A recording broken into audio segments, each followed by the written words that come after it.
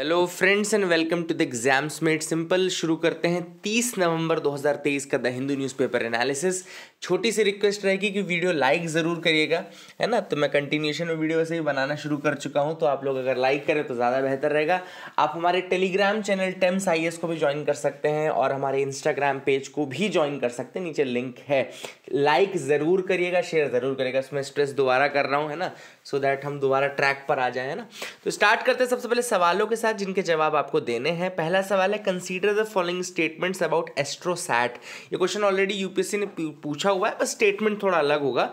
तो एस्ट्रोसैट के रिगार्डिंग पहला स्टेटमेंट कह रहा है it is India's first dedicated multi wavelength space observatory.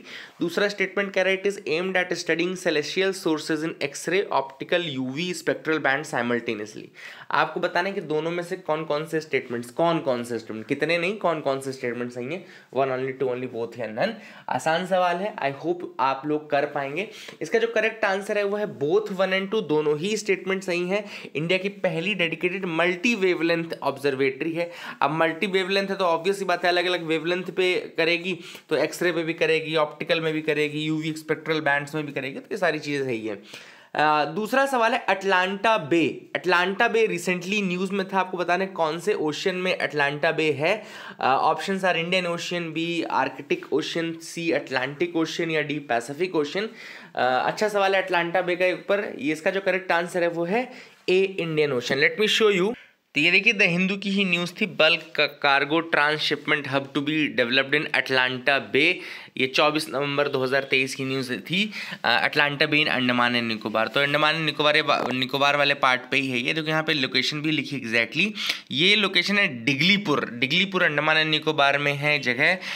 वहाँ से अटलांटा बे बिल्कुल पास में ही है वहाँ पे। तो I hope you got clarity. और इंदिरा पॉइंट जो है वहाँ उसको डेवलप किया जाएगा as a tourism centre and all. तो I hope you will remember this. तो इस सवाल के बाद हम आगे मूव करते हैं। तीसरा सवाल है, consider the following statements about Amplifi 2.0 portal. Amplifi 2.0 portal क्या है? पहला स्टेटमेंट कह रहा है it is a joint initiative of environment, forest and climate change and NITI Aayog. दूसरा स्टेटमेंट कह रहा है it is a platform to provide raw data to enable research and evidence based policy making for liveable, inclusive and future ready urban India. आपको बताना है कि कौन सा इनकरेक्ट स्टेटमेंट, इसमें इनकरेक्ट स्टेटमेंट कौन सा है वो बताना है। अगर इसमें कोई है तो 1 ओनली, 2 ओनली, बोथ या नन, ये आपके ऑप्शन है। The correct answer is 1 only. पहला स्टेटमेंट गलत है। एम्पलीफाई 2.0 क्या है? एम्पलीफाई का फुल फॉर्म है assessment and monitoring platform for liveable, inclusive and future ready urban India. ठीक है ना, एम्पलीफाई का मतलब ही वही है, assessment and monitoring platform for liveable, inclusive and future ready urban India. ये प्लेटफॉर्म है जिसमें रॉ डेटा आएगा 14 सेक्टर, 440 प्लस पैरामीटर्स के, और बहुत सारी जो अर्बन लोकल बॉडीज़ हैं अपने पास 4000 से ज़्यादा, उन सबके डेटा को यहाँ पे समराइज किया जाएगा। इसको ministry of housing and urban affairs ने लॉन्च किया, इसलिए वो पहला स्टेटमेंट गलत हो जाएगा। तो आई होप आपको तीनों सवाल से कुछ सीखने को मिला होगा। आगे मूव करते हैं, देखते हैं न्यूज़ एनालिसिस में। पहली न्यूज़ फर्स्ट पेज की है, US blames Indian officials for plot against Pannu. तो यहाँ पे ये गुरपतवंत सिंह पन्नू जो है ऑन द यूएस सॉइल, उसके मतलब उसको खालिस्तानी सेपरेटिस्ट है, उसके मर्डर का प्लॉट है। उसके रिगार्डिंग यूएस ने कहा है कि इसमें इंडियन हाई लेवल ऑफिशियल्स जो हैं, ऑफिशियल एक मतलब इंटेलिजेंस के, वो इन्वॉल्व है। नाम हालांकि उसने नहीं लिया है, but they have said this. Now जो MEA है, यानी कि मिनिस्ट्री ऑफ एक्सटर्नल अफेयर्स है, उसने एक पैनल बनाया है in order to prove this nexus, है ना। तो इसको नेक्सस को ट्रेस करने के लिए उन्होंने एक पैनल बनाया है। यूएस जस्टिस डिपार्टमेंट का क्या कहना है कि there is an involvement of Indian operatives including intelligence official as well. तो ये ठीक है, उनका कहना है, उनकी बात है, हमको ज़्यादा नहीं सोचना चाहिए। हम तो अपने तरीके से काम करें, यूएस के चक्कर में ना पड़े, नहीं तो इसी तरीके से वो लोग करते रहेंगे। दूसरी ये न्यूज़ आपके एग्जाम पॉइंट ऑफ व्यू से बहुत इंपॉर्टेंट नहीं थी, just for the sake of knowledge, ठीक है। दूसरी न्यूज़ है, what was Kerala governor doing for 2 years on bills. अब देखो केरला गवर्नर क्या कर रहे थे, 2 साल से बिलों पे बैठे हुए थे। 8 बिल उनके पास इंपॉर्टेंट गए थे जिसमें वो बैठे हुए थे, और अभी जाकर के उन्होंने 1 बिल को पास किया और 7 बिल रिजर्व कर दिए प्रेसिडेंट के लिए। तो सबसे पहले तो याद रखिएगा article 200 of the Indian constitution, article 200 जब आप पढ़ेंगे इंडियन कॉन्स्टिट्यूशन का, उसमें साफ साफ लिखा है कि जो गवर्नर है वो क्या क्या कर सकता है बिल के साथ। तो पहला तो गवर्नर असेंट दे सकता है बिल को, दूसरा गवर्नर जो है वो विदहोल्ड कर सकता है असेंट, या फिर उसके बाद तीसरा है सेंड कर सकता है रिकमेंडेशन के लिए, एंड है चौथा है कि रिजर्व कर सकता है बिल फॉर द प्रेसिडेंट। कुछ केसेस में प्रेसिडेंट के लिए रिजर्व करना जरूरी है। फॉर एग्जाम्पल अगर हाई कोर्ट की सीट्स के साथ आप छेड़छाड़ कर रहे हैं, हाई कोर्ट की पावर के साथ छेड़छाड़ कर रहे हैं, तो आपको वो रिजर्व करना जरूरी है प्रेसिडेंट के पास। और एक बार बिल अगर प्रेसिडेंट के लिए रिजर्व हो गया तो फिर उसमें प्रेसिडेंट का ही से फाइनल होता है, फिर गवर्नर के पास दोबारा बिल नहीं आता है, ये भी आपको याद रहना चाहिए। और अगर रिकमेंडेशन के लिए भेजा है उसने, मतलब कि अपने मतलब दोबारा रिकंसिडरेशन के लिए भेजा है गवर्नर ने, और अगर हाउस ने फिर से उस बिल को पास कर दिया विद और विदाउट एनी अमेंडमेंट, तो गवर्नर को मानना पड़ता है। अभी रिसेंटली एक जजमेंट भी हुआ था, जब मैं 2-3 दिन पहले आपको पढ़ा रहा था एनालिसिस, उसमें याद रखेगा सुप्रीम कोर्ट ने बहुत ही क्लियर शब्दों में कह दिया कि अब जो है विदहोल्ड करने का पावर जो है गवर्नर के पास इस तरीके से नहीं है। मतलब हालांकि बहुत इंपॉर्टेंट चीज़ है कि गवर्नर विदहोल्ड अब नहीं करेगा, रिकंसिडरेशन के लिए दोबारा भेजेगा, है ना, क्योंकि ऑब्वियस सी बात है जो फाइनल से होना चाहिए वो इलेक्टेड गवर्नमेंट का होना चाहिए, ना कि गवर्नर का। गवर्नर फिर स्ट्रांग होल्ड कर लेते हैं इसी तरीके से। तो all this things are very important. Article 200 भी आप याद रखिएगा। ये देखिए 5 दिन पहले हुआ था, governor can't veto the legislature by simply withholding assent to the bill, they must return the bill to assembly on withholding assent. मतलब वही वाली बात है, ये बहुत इंपॉर्टेंट है, जिसमें सुप्रीम कोर्ट ने कहा है कि अगर गवर्नर डिसाइड करता है कि उसको विदहोल्ड करना assent, then they have to return the bill to the legislature for reconsideration. मतलब कि अब वो डायरेक्टली विदहोल्ड नहीं कर सकते, रिकंसिडरेशन के लिए भेजेंगे, और रिकंसिडरेशन के बाद अगर उन्होंने पास किया तो उसको असेंट देना पड़ेगा। तो that is what has been the Supreme Court argument. आगे मूव करते हैं। India backs UN resolution against Israel for not leaving the Syrian गोलन।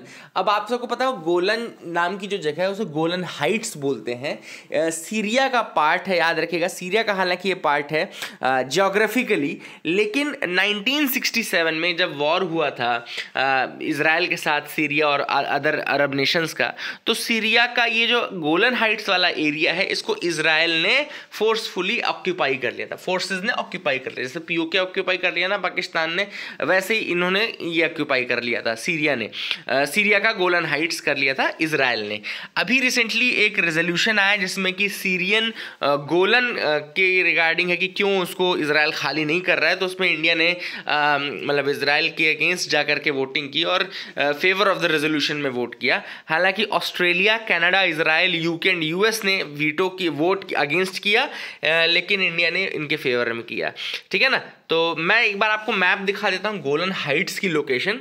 जैसे कि आप गोलन हाइट्स जब देखेंगे तो ये आपको दिख रहा होगा, this part is Golan height, जो येलो में पार्ट है ना, और यहाँ पे आपको एक तरफ सीरिया दिखेगा। अगर आप ईस्टर्न साइड में देखें तो आपको सीरिया दिखेगा, और इजराइल आपको दिखेगा, आपको जो वेस्टर्न साइड है वहाँ पे इजराइल दिखेगा। वहाँ पे आपको DMZ डीमिलिटराइज्ड जोन भी दिखेगी, है ना। और यहाँ पे एक water body Sea of Galilee भी दिखेगा, जॉर्डन, इजराइल, और यहाँ जो सीरिया है, जॉर्डन, इजराइल और सीरिया के बीच में एक सी ऑफ गैलीली दिखता है।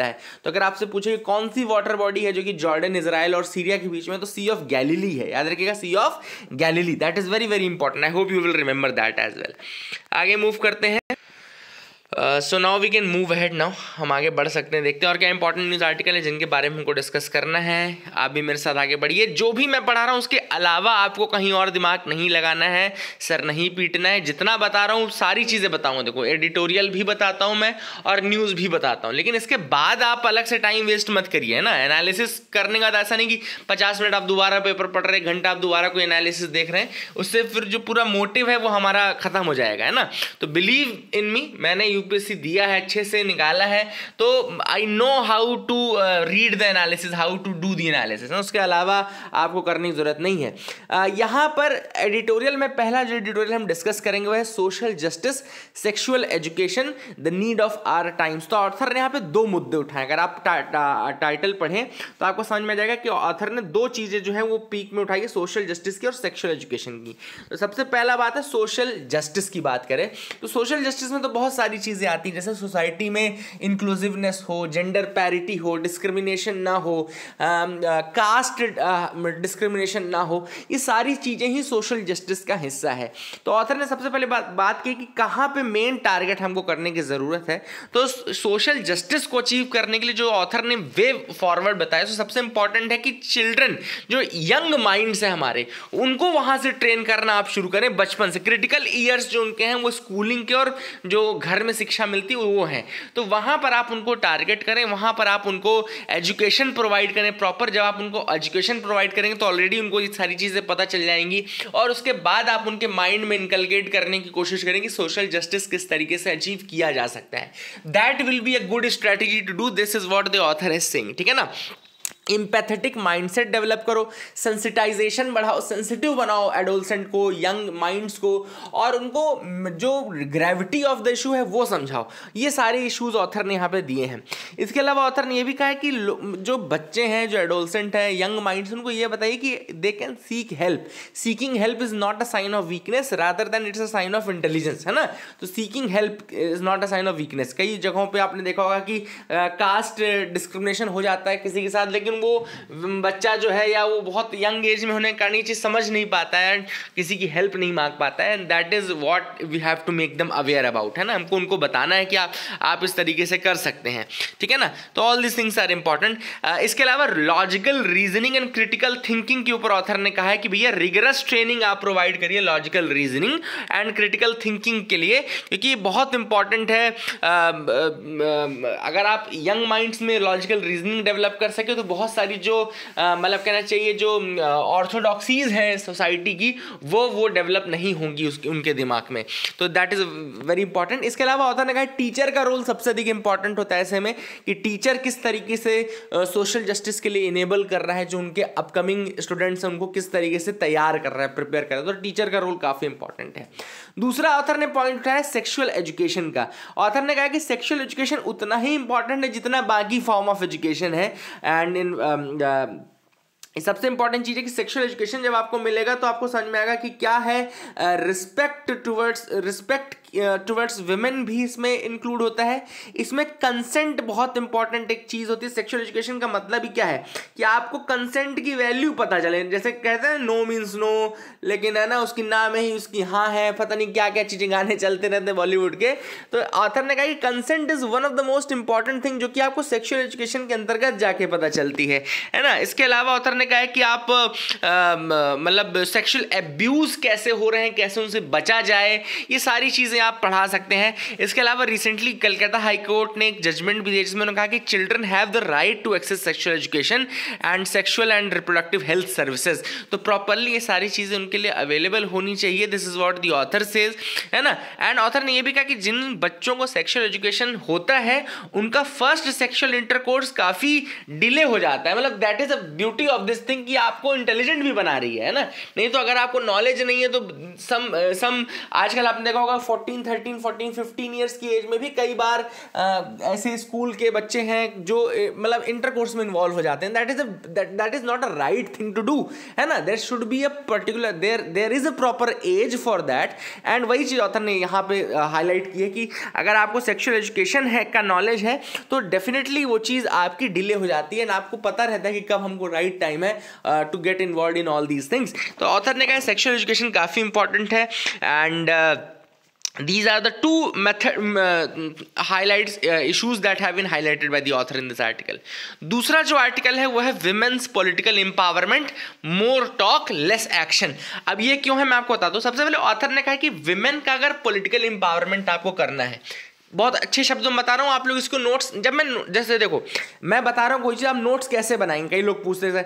अब मैंने आपको बताया कि यहाँ पे विमेन एम्पावरमेंट, विमेन के पॉलिटिकल एम्पावरमेंट के बारे में, तो सिंपल सी बात आप लिखो, पॉलिटिकल एम्पावरमेंट ऑफ विमेन, है ना। अब मैं आपको बता रहा हूँ कि दो तरीके हैं इसके, है ना। तो राइट ऐसे दो डंडे बना लो, देयर आर टू वेज, है ना, टू वेज लिख दो।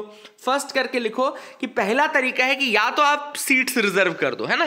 First method is you reserve the seats for women candidate. जैसा कि अभी इंडिया में 106 अमेंडमेंट एक्ट लाया गया है, जिसमें कहा गया कि भाई हम 33% सीट्स जो है रिजर्व कर देंगे, है ना। अभी इस बार इलेक्शन में नहीं है, नेक्स्ट टाइम जब एक बार डिलिमिटेशन हो जाता है उसके बाद का जो इलेक्शन होगा उसमें किया जाएगा, ठीक है। अब एक पहला तरीका होगा कि रिजर्विंग द सीट्स। सेकंड तरीका होता है कि रिजर्विंग द मतलब टिकट्स एलोकेटेड, है ना, कि जब पार्टी जो है वो टिकट ही वुमेन कैंडिडेट को एलोकेट करे, मतलब सीट रिजर्व नहीं है इसमें। लेकिन अगर हम एक पर्टिकुलर परसेंटेज बना दें कि हम 50% टिकट केवल महिलाओं को ही देंगे, तो ऑब्वियस सी बात है जब महिलाओं को ही टिकट मिलेगा तो महिलाएं जीतेंगी भी, है ना। तो that is the second method, है ना। अब जैसे कुछ कंट्रीज हैं, जैसे नेपाल है, बांग्लादेश है, पाकिस्तान है, यहाँ पे सीट्स का रिजर्वेशन है। जैसे कि पाकिस्तान में 17% सीट रिजर्व है वुमेन के लिए, बांग्लादेश में 50 आउट ऑफ 350 सीट्स रिजर्व है ना, उनके जातीय संसद में। एंड नेपाल में 33% सीट्स रिजर्व्ड है ना। वहीं कुछ कंट्रीज हैं जहां पे पॉलिटिकल पार्टीज को देना है कुछ परसेंटेज, जैसे ऑस्ट्रेलिया में 38% जो है पॉलिटिकल पार्टीज को वुमेन को देना है, कनाडा में 31% है, साउथ अफ्रीका में 45% है, स्वीडन में 46% है। एंड यहाँ पे लेजिस्लेटिव मतलब कोटा सीट्स का नहीं है, लेकिन टिकट्स का है कि आप पार्टीज जो टिकट देंगी, जो कैंडिडेट खड़ा करेंगे, उनमें इतने % वुमेन होने चाहिए। तो both are the methods to empower. अब ऑथर ने कहा कि इंडिया ने 106th अमेंडमेंट एक्ट 2023 का लाया, जहां पे 33% सीट्स का है।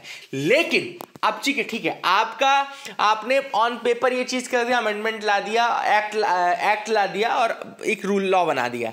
लेकिन आपकी मंशा अगर वो होती वुमेन एम्पावरमेंट की, या आपकी अगर मंशा ये होती कि आप महिलाओं को वाकई रिप्रेजेंटेशन देना चाहते हो, तो इस इलेक्शन में भी वो चीज़ रिफ्लेक्ट होनी चाहिए थी, है ना।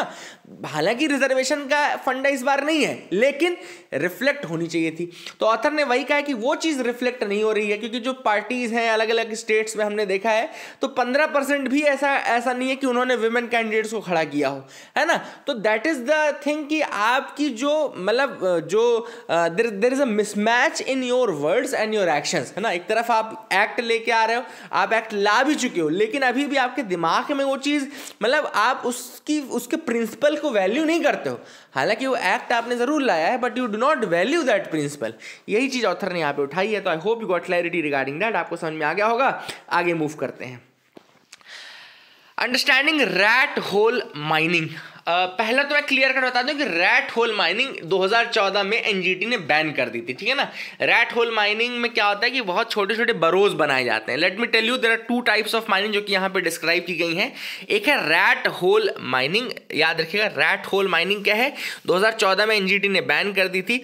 इसमें होता क्या है कि इसमें टनल्स डिग किए जाते हैं, 3 से 4 फीट डीप टनल्स होते हैं। एंड दे मतलब इस तरीके से आप let me draw, I am not a very good, मतलब ड्राइंग अच्छी नहीं है मेरी। इस तरीके से आपने ऐसे छोटे छोटे बना दिए, है ना, टनल्स टाइप के बना दिए, 4-4 फीट 5-5 फीट के। इसी में आप इस छेन से घुसे और इधर ऐसे जोड़ देते हैं तो इस छेन से निकल गए। तो ऐसा कुछ किया जाता है, रैट होल माइनिंग में किया जाता है, ठीक है ना। एंड फिर वहाँ से आप जब एक बार घुस जाते हो तो वहीं फिर आप मतलब पिक एक्सेस जो होते हैं वहाँ से एक्सट्रैक्ट करना शुरू कर देते हो कोल को, ठीक है। तो ये हालांकि बंद कर दी गई है। दूसरी जो माइनिंग का टाइप होता है वो होता है बॉक्स कटिंग। याद रखिएगा बॉक्स कटिंग होती है। बॉक्स कटिंग में क्या किया जाता है कि यहाँ पे स्क्वायर या रेक्टेंगुलर आपके पिट्स बनाए जाते हैं 4-5 स्क्वायर मीटर के, ठीक है ना। पिट्स बनाए जाते हैं, फिर उन लगभग 400 फीट की डेप्थ में जाकर के ये पिट्स बनते हैं। एंड माइनर्स जो हैं फिर वहाँ पे मेकशिफ्ट क्रेन्स का या रोप्स एंड बैम्बू लैडर करके उसको हॉरिजॉन्टली डिग करना शुरू करते हैं। तो ये दूसरा तरीका होता है और हर तरफ से डिग करते हैं, तो ये ऑक्टोपस जैसा दिखता है। तो एक बॉक्स कटिंग हो गई, दूसरा आपका रैट होल माइनिंग हो गई। अब ये माइनिंग क्यों बंद की गई थी मैं आपको बता दूं। माइनिंग इसलिए बंद की गई थी क्योंकि जो नॉर्थ ईस्ट का एरिया, जैसे मेघालय एक 6th शेड्यूल का स्टेट है। 6th शेड्यूल का स्टेट है, इसलिए कोल माइंस नेशनलाइजेशन एक्ट जो 1973 का था वो वहाँ पे लागू नहीं हुआ। याद रखिएगा कोल माइंस नेशनलाइजेशन एक्ट वहाँ पे लागू नहीं हुआ, मतलब कि गवर्नमेंट के कंट्रोल में नहीं आया। अब जब गवर्नमेंट के कंट्रोल कंट्रोल में नहीं आया तो इसका मतलब है कि जो लैंड ओनर्स थे वही उस मिनरल के भी ओनर थे, है ना। लैंड ओनर्स जो थे वही मिनरल के ओनर थे। अब वहाँ के जो लैंड ओनर्स थे उन्होंने कोल माइनिंग शुरू की और वहाँ की कोल माइनिंग में सबसे चीपेस्ट मेथड जो हो सकता था वो था, जो उनको बहुत कम पड़ता था, बहुत चीप पड़ता था, वो था आपका रैट होल माइनिंग। अब दिक्कत क्या होती थी? दिक्कत ये होती थी कि जब ये रैट होल माइनिंग करते थे तो उसमें एस्फिक्सिएशन यानी कि मतलब ऑक्सीजन की बिल्कुल हट जाता था, वेंटिलेशन रहता नहीं था, कई बार माइंस कोलैप्स कर जाती थी due to lack of structural support, या फिर फ्लडिंग हो गई, पानी भर गया, है ना। तो इस कारण से क्या होता था कि जो वर्कर्स थे उनकी डेथ भी हो रही थी, बहुत सारे ये सारी चीज़ें थी, हेल्थ इश्यूज तो थे, साथ ही साथ ये इसके अलावा केवल और केवल इंडिविजुअल को नुकसान नहीं होता है, ये रैट होल माइनिंग से जो लैंड डिग्रेडेशन है वो भी काफ़ी ज़्यादा होता है, डिफॉरेस्टेशन होता था, है ना। और जो लैंड था उसमें high concentration of sulphate, iron, toxic and heavy metals हो रहा था। एंड कुछ ऐसी नदियां हैं इस रीजन की, जैसे कि लुखा एक नदी है और मिंटडू नाम की नदी है ना। देखो लिखा हुआ है यहाँ पे एटलीस्ट 2 रिवर्स, एक लुखा नदी और एक मिंटडू नदी है। They became acidic to sustain aquatic life because of these minings and all, है ना। कंसंट्रेशन हो गया इस तरीके से मिनरल्स का कि ये पूरी नदियाँ एसिडिक हो गई, एंड इसी कारण से रैट होल माइनिंग को फिर एनजीटी ने बैन कर दिया 2014 में इन ऑब्जर्वेशन के साथ। आई hope you got clarity regarding that as well. अगला है व्हाट इज बिहाइंड द हलाल certificate ban in Uttar Pradesh. अब क्या हुआ है, 18 नवंबर को उत्तर प्रदेश की गवर्नमेंट ने कहा, उत्तर प्रदेश की गवर्नमेंट के food security and drug administration ने कहा, एफडीए ने कहा कि अब there will be a ban on the manufacture, sale, storage and distribution of halal certified products with immediate effect, है ना। ऐसे प्रोडक्ट्स जो कि हलाल सर्टिफाइड प्रोडक्ट्स हैं उनका मैन्युफैक्चर, सेल, स्टोरेज पूरा खत्म कर दिया जाएगा, ठीक है ना। हलाल क्या है? एक अरेबिक टर्म है जिसका मतलब होता है परमिसिबल। ऐसे इस्लाम में 2 शब्द होता है ना, हलाल हो गया, एक हराम हो गया। हराम मतलब जो प्रोहिबिटेड है, परमिसिबल नहीं है, और हलाल मतलब कि जो परमिसिबल है, ठीक है ना। तो हलाल सर्टिफिकेट क्या होता था? हलाल सर्टिफिकेट ऐसे प्रोडक्ट को दिया जाता था which is fit to be consumed by followers of Islamic faith, ठीक है ना। तो ऐसा हलाल सर्टिफिकेट जो होता था, इट वाज मीनिंग दैट ये प्रोडक्ट जो है ये फिट है to be consumed by the followers of a particular faith, है ना।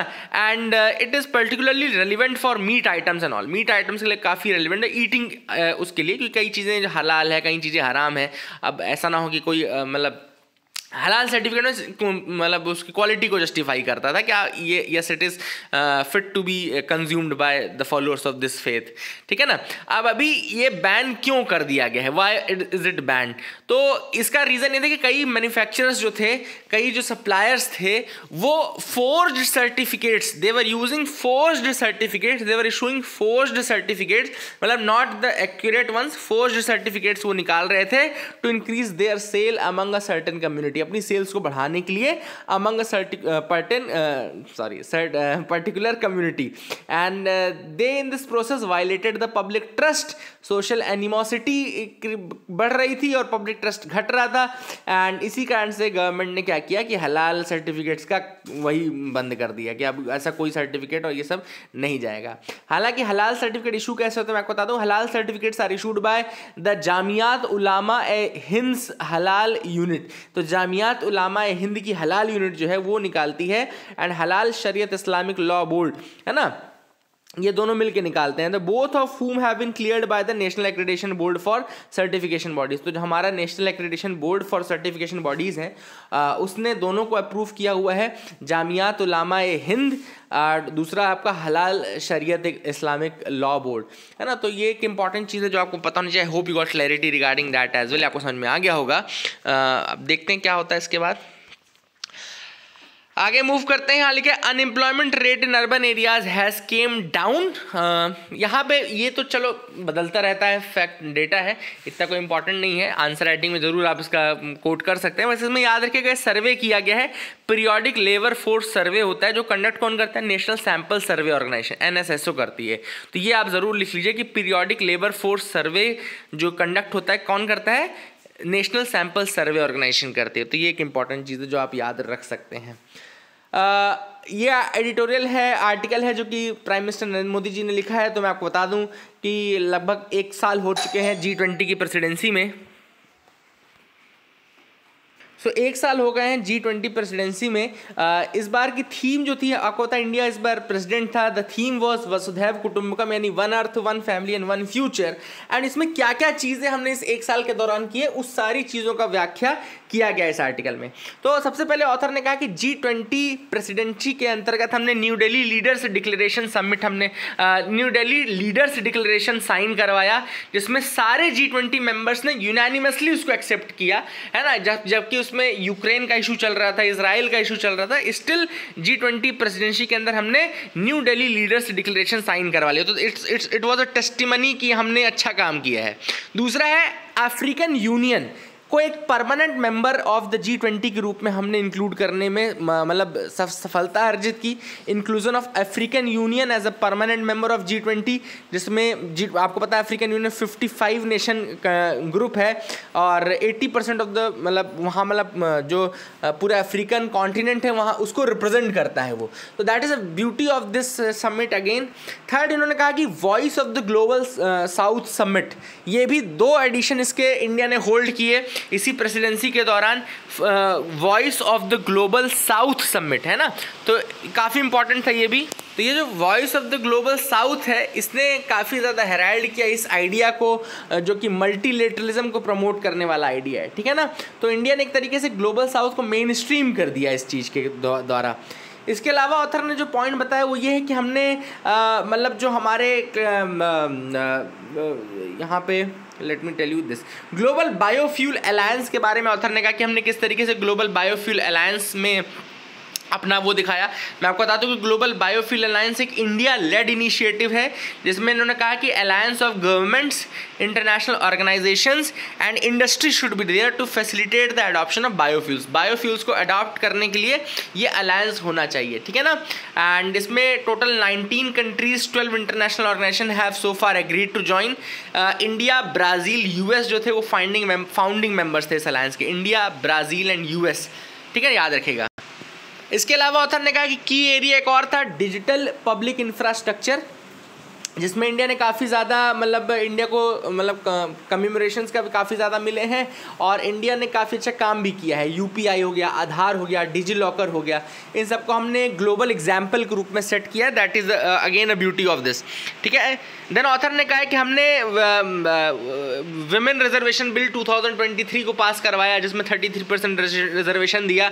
तो विमेन लेड डेवलपमेंट की बात भी यहाँ पे ऑथर द्वारा की गई है। अगला आर्टिकल जिसमें ऑथर ने कहा है कि जिसमें सेंटर प्रोवाइड करेगा 15,000 drone to the women SHGs, यानी कि सेल्फ हेल्प ग्रुप जो होते हैं विमेन के, उनको 15,000 जो प्रोग्रेसिव सेल्फ हेल्प ग्रुप्स हैं उनको रेंट में दिया जाएगा एक तरीके से, जो ड्रोन्स हैं आपके, ठीक है ना। अब मान लो ड्रोन की कीमत 10 लाख रुपए है, तो 80% उसमें जो सब्सिडी है वो फाइनेंशियल असिस्टेंस है वो दिया जाएगा सेंटर के द्वारा, है ना, यानी कि 8 लाख रुपये आउट ऑफ दिस 10 लाख, तो ये दिया जाएगा सेंटर के द्वारा, ठीक है। एंड इसमें लगभग ये 2 साल के लिए रहेगा, जो मतलब 24-25 से ये स्टार्ट होगी स्कीम और 2 सालों के लिए चालू रहेगी, ठीक है। I hope you got clarity regarding that as well. Fast track court scheme भी 3 साल के लिए बढ़ा दी गई है। फास्ट ट्रैक कोर्ट स्कीम आपको बता दूं कि इसके अंतर्गत ये स्पेशल फास्ट ट्रैक कोर्ट्स बनाए जा रहे थे which were there for solving the cases and swift disposal of cases related to rape and those related to POCSO, यानी कि protection of children from sexual offences Act, है ना। तो इन दोनों केसेस को जल्दी सॉल्व करने के लिए फास्ट ट्रैक स्पेशल कोर्ट्स बनाए गए थे। ये fast track special court scheme थी जो कि सेंट्रली स्पॉन्सर्ड स्कीम के रूप में 2019 में लॉन्च की गई थी। अब इसको एक्सटेंड कर दिया गया है टिल मार्च 2026, याद रखिएगा मार्च 2026 तक के लिए इसको एक्सटेंड कर दिया गया है।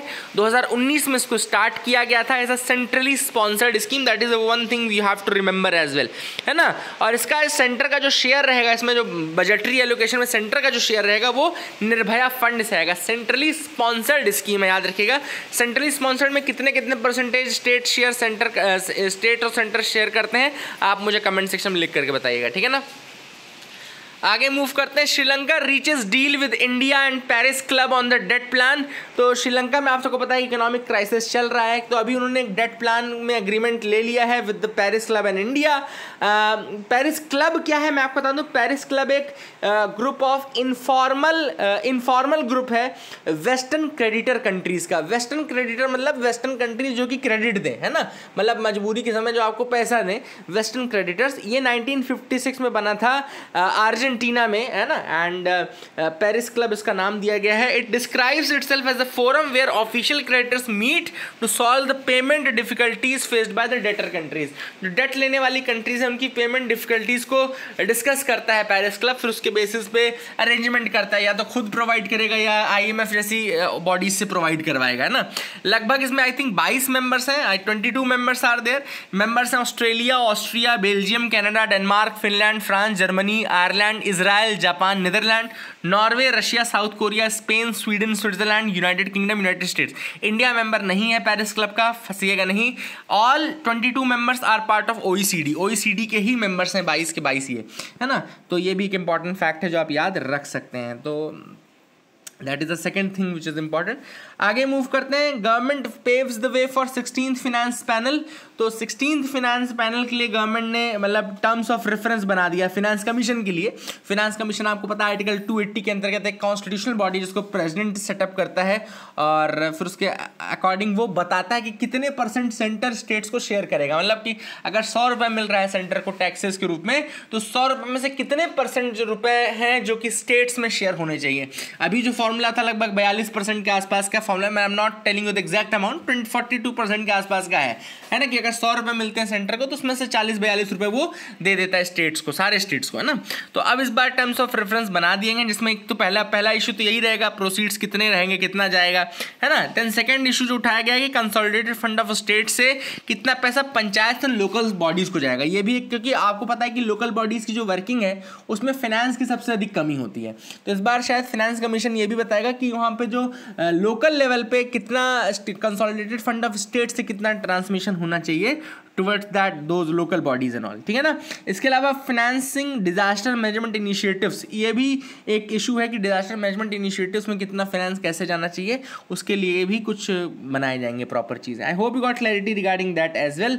Centralised website to track recover your lost mobile faster, आपके गुमे हुए फ़ोन को ढूंढने के लिए सेंट्रलाइज्ड वेबसाइट बनाई जा रही है, ऑलरेडी बन चुकी है। हालांकि मैं आपको बता दूं, centre for development of telematics, centre for development of telematics यानी C.DOT बोलते हैं, एक टेलीकम्युनिकेशन टेक्नोलॉजी डेवलपमेंट सेंटर है which is under the department of telecom. याद रखिएगा, C.DOT यानी कि centre for development of telematics एक टेलीकम्युनिकेशन टेक्नोलॉजी डेवलपमेंट सेंटर है under the department of telecom, और इसने बनाया है संचार साथी। It's a citizen centric portal संचार साथी, जहां पे जो लोग हैं जिनका मोबाइल खोया है वो भी जाते हैं, जिनको मिला है वो भी जाते हैं, फिर यहाँ से वहाँ ढूंढ धाड़ के एक दूसरे को मोबाइल लौटाया जाता है। तो बोलने वाला कि भाई 55,000 से ज़्यादा मोबाइल लौटाए जा चुके हैं। तो all this things are very important.